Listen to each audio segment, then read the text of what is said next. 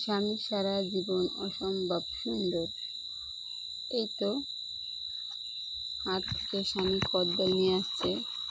তো এর আগে আমি আমার বাসায় কদবেল খাইছিলাম, তো ওটা দেখে মনে হয় কদবেল নিয়ে আসছে আমার জন্য, কিন্তু আমি খাইছি, এটা খাওয়ার পর তেমন একটা মজা আমার থেকে লাগে নাই। আসসালামু আলাইকুম, কেমন আছেন সবাই? আশা করি ভালো আছি, আল্লাহর রহমতে আমিও ভালো আছি।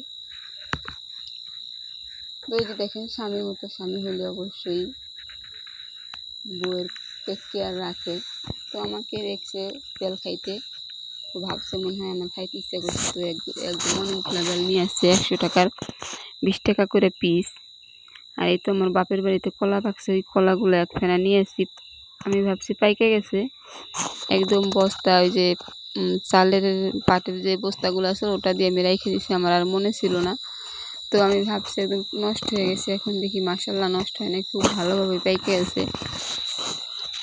তো এই যে বেলগুলো আনছে, বেলগুলো আমি এই যে তারে দিয়েছিলাম। তো বলতেছে এটা বেশি মজা লাগে না, বাইর করে তারপরে ভর্তা বানাও। তো আমি এগুলো কিন্তু বের করে ভর্তা বানাই, আবার এটার মধ্যে রাখছি।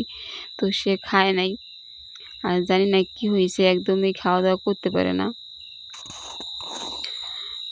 আগে কিন্তু ভাত খাইছে মাশাআল্লাহ ভালোই, এখন ওটা মানে 4 ভাগের একদম ভাগও খাইতে পারতেছে না, কি হয়েছে জানি না।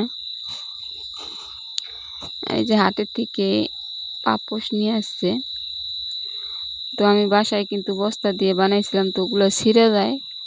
তো দেখছে মনে হয় ছিঁড়ে গেছে, এই জন্য হাটে থেকে এটা নিয়ে আসছে।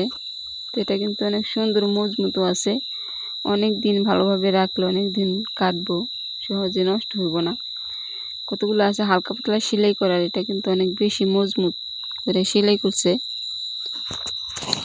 তো আবার সে ঘরের কিন্তু কেনার জন্য অনেক মানে অনেকে আছে না, ঘরের কিছু কিনতে চায় না, সে কিন্তু কিনতে চায়।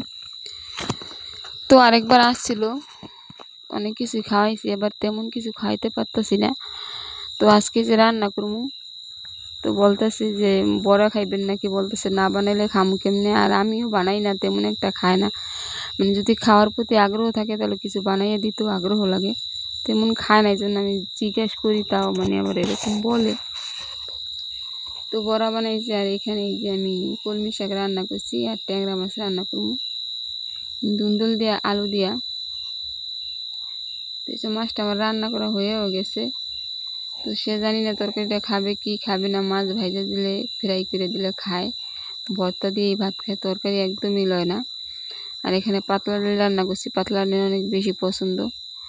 তো আমি বলতেছি খাবার আসলে কি ভালো লাগে কি লাগে না, ওটাও বলে না, বললে আমার একটু খালি পেট ভরে যায়। আর এইখানে শামুকের কি অবস্থা দেখেন, এগুলো দেখলে কিন্তু অনেক ভয়াবহ একটা কথা, ভয় লাগে এগুলো হঠাৎ করে দেখলে। ওই যে যখন মুখগুলো বের করে তখন অনেক বেশি ভয় লাগে। কত বড় বড় মাথায় 2টা কাটা না কি রে জানি না। তো এই শামুকগুলো আগে কিন্তু দেখি নাই, এখন এই বর্তমানে এই শামুকগুলো বেশি আমাদের এলাকায়। তো ডেজার দিয়ে যখন পানি মাটি আনছে রে, ওই মাটির সাথে নাকি 2-1টা আসছিল, ওটার থেকে বাচ্চা উঠাইয়া পরে এই শামুকগুলো তো বেশি হয়েছে। আর আমি যেগুলো লাড়া দেওয়াতে কিন্তু সব কিছু ভিতরে নিয়ে গেছে, এই যে আমি অতটুকু থাকবো না, ওগুলো আস্তে আস্তে ভিতরে যাবো গা। যে কলের মধ্যে উঠে রয়েছে খাম কলে, তারপরে ওই যে চালের উপরে উঠা যায়, এগুলা অনেক খারাপ, কিন্তু এগুলো পোলাপানে দেখলে মানে ভয় পায়। তো আমাদের বাড়িতে কিন্তু অনেক বড় একটা বিপদ আসতে চলছে, একটার পর একটা বিপদ আসতেই আছে, জানি না এই বিপদের সমাধান কবে পাবো।